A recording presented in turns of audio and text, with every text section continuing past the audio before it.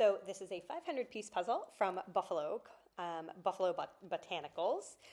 So as you can see from the image in the upper right, this is a very busy puzzle. So there are some clear chunks of color, but not a whole lot. I'm listening to a podcast in the background, so I'm also not working the most efficiently that I can.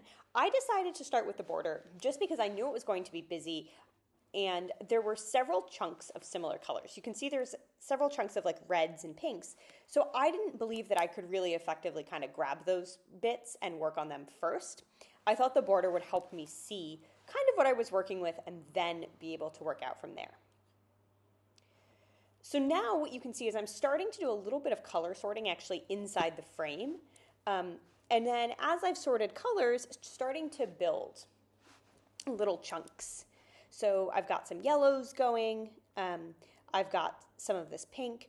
I'm attaching it to the border as I can, just to try to get a sense of like how the puzzle breaks down visually and how it will be easier for me to sort of work on it.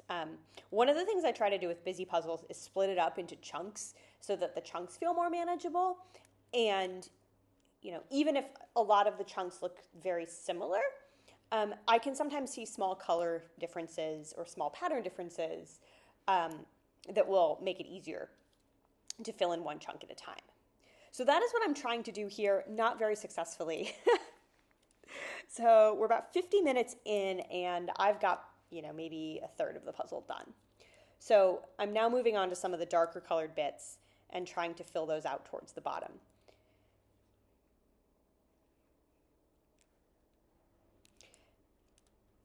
And so now, as I'm filling out those bits, you can pretty clearly see that there are some almost vertical lines being left. And the great thing about that is that's going to be super, super easy once I've shape sorted.